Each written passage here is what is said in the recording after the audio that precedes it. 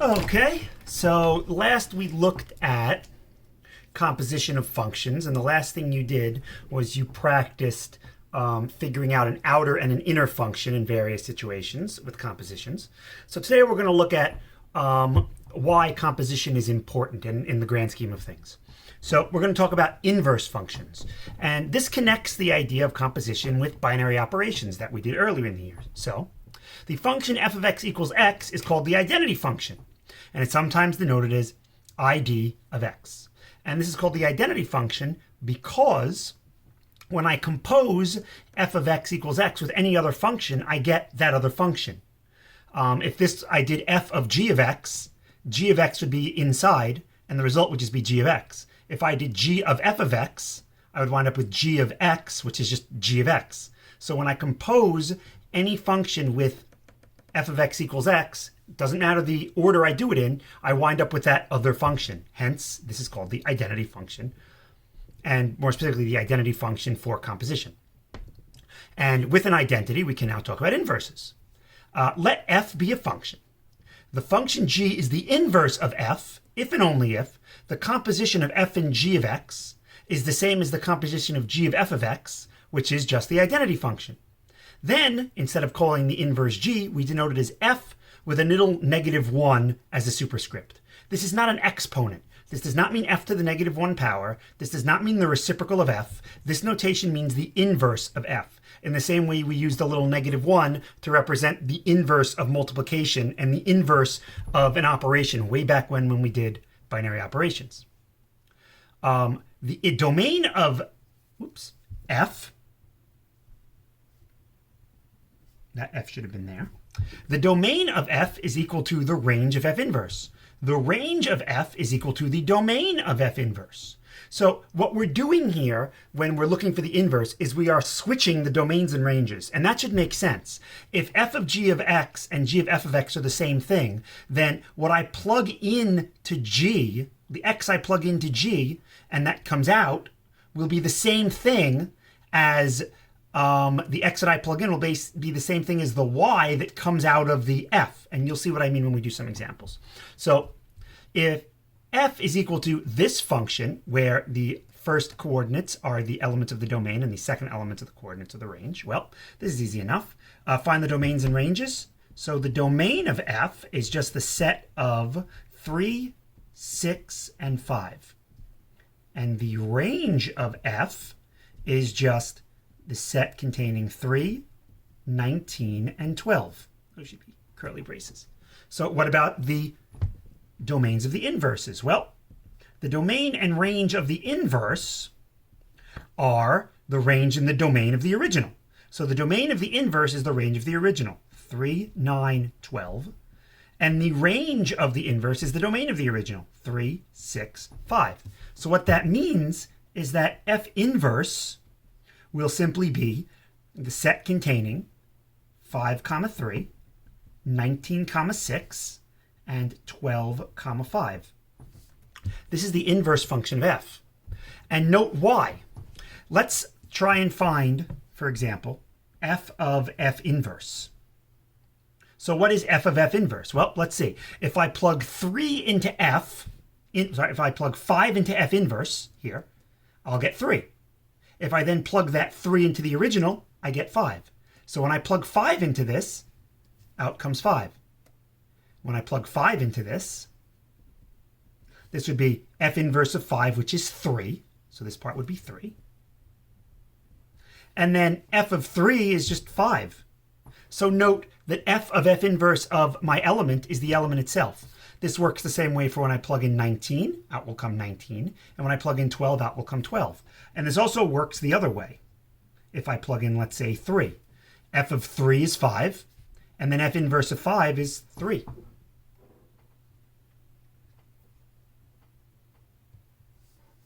Find f inverse if f of x equals 7x minus 2. So how do we do this when we're not given individual elements, when our domain is not countable or finite? Because here the domain is all real numbers. So I'm sure that this will be very familiar to you from last year. This is our original function. we need to find the inverse. Well, to find the inverse, we simply switch the domain and ranges. Because the composition of the inverse with the original will give me the identity, the inverse and the original must have swapped domains and ranges. So I switch the elements of the domain with the elements of the range. Something that is incredibly important to note here. This problem uses variables to mean more than one thing. This x right here represents an element of the domain of f. But this x represents an element of the range of f. I have now switched the domain and the ranges. So this x represents the domain of f. This x now represents the range of f. And if that's not confusing enough, if I try and solve for y, because this y is the range of f, this y is now the domain of f, and the domain of f is the same as the range of f inverse. So if I solve for this y to get the range of the inverse,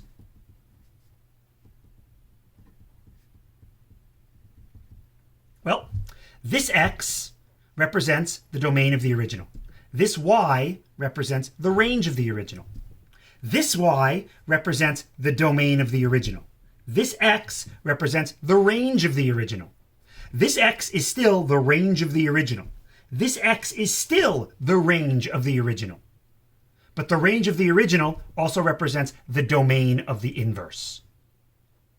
So in this problem, we're actually using x to represent two different things. In the very first line, I have my original function. This x represents an element that you're inputting into f. Now this x represents an element that's coming out of f. Or an element that's coming out of f is the same thing as an element going into f inverse. And the reason that there is this weird discrepancy is because mathematicians like to write all of our functions with x being an element of the domain, with x being the input. But the problem is, f inverse is also a function. So we want to write f inverse where x is the input. We also want to write f where x is the input. But this x and this x are different x's. So you have to keep this straight. And if you go, well, why do we have to keep this straight? Why can't we use other letters? There's going to be one day next year, one day, where we do something called the derivative of the inverse. And if you don't have these straight, that day is going to just destroy your brains when it comes to trying to understand it. So we have to get this discrepancy out of the way now. We are using x to represent two different things in the same problem. Okay? Okay. The domain of the original is all real numbers, and the range of the original is all real numbers. It's a oblique line. So when we swap these, well, the domain of the inverse is still all real numbers, and the range of the inverse, which is the same as the domain of the original, is still all real numbers. Okay, so what about the inverse of x squared? Well, if I want the inverse of x squared, you say to yourself, well, I know what that is. So y equals x squared, and then we square root both sides, and, y equals x squared. We switch the x and the y, we square root both sides, and we get rad x equals y. And that's the inverse, right? No, it's not. You see, we're forgetting something here. When you take a square root, it can be either positive or negative. And now we have another problem. This is not a function. Because if x is, let's say, 4, then y is both 2 and negative 2. So given an element of the domain, there will be more than one element of the range. So the issue here, unfortunately, is that we don't know which one to choose. We can't. There's no inverse for this. At least not the way that it's written. And it should make sense to you that there isn't. You see, here's the function. Given an x, there's only one y. But given a y, there are two different x's. I can go from the original domain to the original range and still have a function. But if I try and go the other way, the original range to the original domain, I will not have a function anymore. It violates the definition of inverse. What do I mean? Well, let's pretend that we choose the square root of x. Well, okay, so that means if this is my f inverse, and I'm telling you it's not, this is not correct, but let's say it is, f of f inverse of -2 should still equal -2. Okay, plug -2 in here. Or let's even do -4.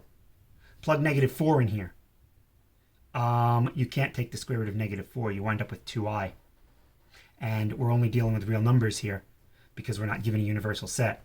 I can't have 2i. I can't do this first operation. And since this first operation doesn't exist, this definition doesn't hold true. So there is no inverse here. So how do we handle such a thing? Well, we come up with a definition. We say a function f is invertible if f has an inverse. That's all that it is. Invertible means able to be inverted or able to find the inverse. A function f is invertible if and only if f is injective, meaning 1-to-1. So are the following functions invertible? Well, let's see. Given any x, we have exactly one y, so this is a function. Given any y, horizontal line test, we have only one intersection with our x-axis. So yeah, oops, sorry, right here. So yeah, this one's invertible. This one, well, no. Given any y, like this one, for example, I have 3 different x's. This is not 1-to-1, therefore it does not have an inverse. Is this 1-to-1? Yes, it is. Pass the horizontal line test. Is this 1-to-1? Yes, it is. But there are holes. Yeah, the x value of 1 is not in the original. That's fine. This is still 1-to-1. Given any y value, given any element of the codomain, there exists one element in the domain. At most one. There could be none. Here's a y value in the codomain of real numbers. There are none. That's fine. At most one. That is injective. Nowhere will I choose a y value that has 2 x values here. So the question now is, can we make x squared invertible? And the answer is, well, yes. By restricting the domain of f. And this is a trick that you did last year when you did trig functions and you found the inverses of them. So we can choose. How do we know which one to choose? Well, it'll be given to us. Or we'll choose one just based on how we feel. Most of the time by context. So let's say, restricted domain, let f of x equal x squared, where x is greater than or equal to 0. Now is this invertible? Well, there's the graph. Passes the horizontal line test. Given any y, there's exactly one x. This is invertible. Y equals x squared. Switch the domain and range. Now when we take the square roots, do we take the positive or the negative? Well, given an x value, positive, there'll be a y value, positive. So, given a y value that's positive, we're going to get an x value that's positive. So the inverse here would be positive rad x. If completely differently, we instead said, all right, let's restrict our domain differently. Let's say that x has to be less than or equal to 0. Well, here's our original function. Switch the x and the y values. And now when I take the inverse, since the x values are negative in the original, that means the y values have to be negative in the new function. Well, in order for the y values to be negative, this expression has to be negative. So here, my inverse would be negative rad x. So how we restrict our original function determines what our new inverse is going to be. So how is this done in practice? Well, I want to find the inverse of this function. So the first question is this invertible? Well, how do I know? Well, I know that this is a quadratic, and I know that as long as my entire function is defined on one side of the vertex, I'll be invertible, because the vertex is the turning point. If my function decreases then increases, it can't possibly be invertible, because once it starts going back up, boom, it fails the horizontal line test. So where is the vertex on this? Well, it's at negative b over 2a. It's at negative 3. And would you look at that? Our domain is restricted to everything greater than or equal to that. So we're good. So I look at the original function, noting that in this first expression I'm writing, in this first equation, x is an element of the domain of f and y is an element of the range. And now I switch the domain and ranges.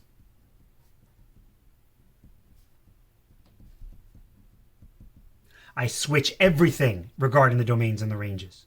Why? Remember, now y represents an element of the domain of f. This x and this y represent the same exact thing. Don't be confused. This y is also going to represent an element of the range of the inverse, and that makes sense. It's an element of the domain of the original. It's also an element of the range of the inverse. So how do we solve something like this for y? Well, we could use the quadratic formula, or we could complete the square. Let's complete the square. So I'm going to move the 7 over and divide everything by 2.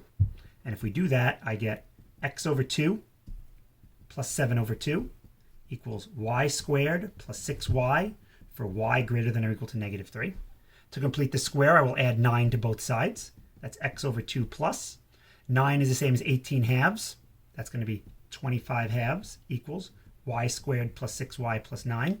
Now the right, is a perfect square. So I can y plus 3 squared. Now remember, the goal is to solve for y. I'll combine these fractions and also take the square root. Plus or minus the square root of x plus 25 over 2 equals y plus 3. So negative 3 plus or minus the square root of x plus 25 over 2 is equal to y. And now the question is, do we choose the positive or the negative value of this square root? And the answer is, it comes from the original restricted domain. In the original restricted domain, we said all of the elements of the domain, all the inputs had to be greater than or equal to negative 3. That means all the elements of the range of the inverse have to be greater than or equal to negative 3. Well, here's negative 3. The only way that all of these are going to be greater than or equal to negative 3 is if we add this positive expression. So our final inverse will be negative 3 plus square root of x plus 25 over 2. Same problem, but with the opposite sign. Now we want x to be less than or equal to negative 3. I would do the same exact work and then wind up in the same exact place, with the difference being that my condition on the elements of the range of the inverse, the elements of the domain of the original, is different. Well, in order for these y values to be negative, we have to take the value of negative 3 and subtract something from it. And the square root of something is always positive, so when I subtract it, it's going to be less than it. So this winds up being my inverse here. And note, both of these functions are invertible because I'm dividing up the domain at the vertex. So I will be invertible because I'm going to pass the horizontal line test. My function will either always be decreasing or always be increasing. So now, of course, the question is, how do we deal with this as far as piecewise functions are concerned? Well, no different than we would do anything else. Same game. The first thing I have to do is I have to check to make sure that this is in fact invertible. Well, how do I do that? I can look at the ranges of each of these and make sure that they don't share a y value. So that's easy enough. So let's see here. When I do this, I have that, and we'll go through the whole thing, but just briefly, the vertex of this is negative b over 2a. The vertex here is going to be at negative b over 2a is going to be at 1. And that's perfect because here I'm less than 1. So this is a concave down parabola, so I'm definitely going to be to the left. I'll be increasing here. Negative x plus 1, well, that's going to be an issue because I'm going to be decreasing. So will this actually have an inverse? Well, let's see. At the vertex, when x is 1, this is 8, 10, this is a y value of 9. And when x is negative 2, this is going to have a value of, let's see, 0. Here, when x is 1, my line is going to have a value of 0, but not really because it's open. So that's good. So here's my line, y value of 0. And then my function is going to decrease because it has a negative slope. So I'm good. None of these are going to have any y values in common. The range of the first one is 0 to 9. The range of the second one is 0 to negative 4, excluding the 0. So we're good. We're good. This is going to be okay. We could have seen that if we actually did all the work, as you'll see, but I just wanted to check and make sure. So now here's how we do this. We start off as we normally would. Y equals negative x squared plus 2x plus 8. And I'll deal with the first function first. For negative 2 less than or equal to x less than or equal to 1. So we switch the domain and the ranges. Negative 2 is now less than or equal to y is less than or equal to 1. Remember, this is an element of the domain of the original or an element of the range of the new one. Okay, so now I'll complete the square, multiply or divide, whichever, by negative 1, and then move the 8 over. So we get negative x plus 8 equals y squared minus 2y. I'll add a 1 to both sides, so negative x plus 9 equals y squared minus 2y plus 1. This is negative x plus 9 equals y minus 1 squared. Plus or minus square root of negative x plus 9 equals y minus 1. So 1 plus or minus negative x plus 9 equals y. And now the question is, well, which one do I pick? Well, if I bring my restricted domain down from the original function, I see that this has to be less than or equal to 1. Well, the only way y can be less than or equal to 1 is if I'm subtracting something from it. So here, my function will be here, as long as y is in between negative 2 to 1. Well, how do I figure out what that is in terms of x to rewrite this function? Well, get there in a second. Second function, this one's a little bit easier. Y equals negative x plus 1, where x is between 1 and 5. So x equals negative y plus 1, where y is between 1 and 5. So I'll subtract the 1 and then divide everything by negative 1, and I get negative x plus 1 equals y, for 1 is less than y is less than or equal to 5. So now how do I figure out, well, what's the domain of my new function? What's my new function, my inverse, going to be? Well, my inverse is going to be, the inverse is going to be a piecewise function. The quadratic is going to have an inverse of this radical function. The line, the linear function, will have an inverse that is also the linear function. But what the heck are the domains? I can't write this in terms of y. Well, we know that in order to be invertible, the pieces either have to be increasing or decreasing. They can't turn over each other. So like I can't have a parabola that comes around like this. That's not invertible. So since there's no turning to figure out what the x values are, I can just plug in the y values and solve for x. So here I could plug in 1 and figure out what x is, and plug in negative 2 and figure out what x is. But wait a minute. Plugging in the y values down here is the same thing as plugging in the x values in the original. And I already did that. So here, x has to be between 0 and 9. Now the question is, well, which way? Well, it's got to be between 0 and 9. There's only one way to be between 0 and 9. The negative x plus 1 would have to be between 0 and negative 4. And now the only hard part is saying, well, which one inequality goes with which? The first one, they were both less than or equal to. So I kept the equal to's. Which one gets the equal to and which one doesn't? Well, for starters, 0 is bigger than negative 4. I can't have 0 less than. But these are less than. Yeah, but in the process, I wound up multiplying or dividing by a negative 1. It's going to switch things. This is a decreasing function.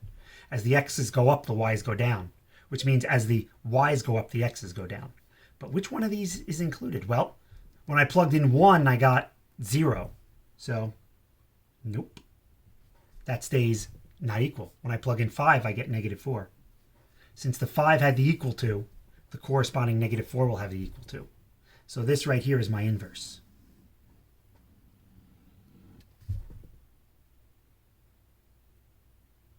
And if we want, we can actually graph this and take a look and see what this function looks like on our handy dandy graphing calculators. So my handy dandy graphing calculator is a little busted right now. There we go.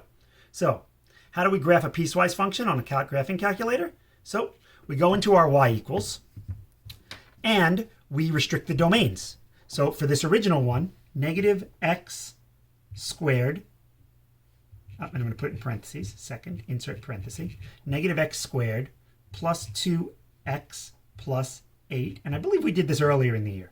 I'm going to divide this by either 0 or 1. If I'm dividing by 0, it just won't graph that part. So how do I do that? Well, I put in the conditions. Here, x has to be greater than or equal to negative 2. X, second math, greater than or equal to negative 2. And second math, scroll over to logic, and x is second math less than or equal to 1. You have to put in two separate inequalities. And now I'll do the same thing for this. Negative x plus 1 divided by this Boolean expression. Boolean because it's either true or false. The calculator does true or false as 1 or 0. So when this is true, it's going to give me a 1. Anything divided by 1 is the function itself. It'll graph it. It'll give me a 0 if it's false, and then it just won't graph that part. This is x is greater than 1. So x greater than 1. Oops, forgot my x. And x less than or equal to 5. And there's the function. It is invertible, passes the horizontal line test. And graphically, and I believe you learned this last year, since you're switching the domains and ranges, you're switching the x's and the y's, you're basically just changing the order of the coordinates. That's the same thing as reflecting over the line y equals x. So if I wanted to, just as a final visual so what, here I'm going to graph the line y equals x. And now I'm going to graph the two inverse functions as lines with little circles on them. And you'll see, here are the two inverse functions. Y minus, I'm doing this right, as a piecewise. So y, 1, minus square root negative x plus 9. And that's from 0 to 9 divided by x is less than or equal to 0 and x, greater than or equal to 0. Whoops, that would have been bad. Greater than or equal to 0. 4. And x is less than or equal to 9. And then this one will just be an easy, relatively easy, negative x plus 1, or I guess simpler, not easier. And that will be for x less than 0. X less than 0. And x is x is greater than or equal to negative 4. And now, there's the line we're reflecting over.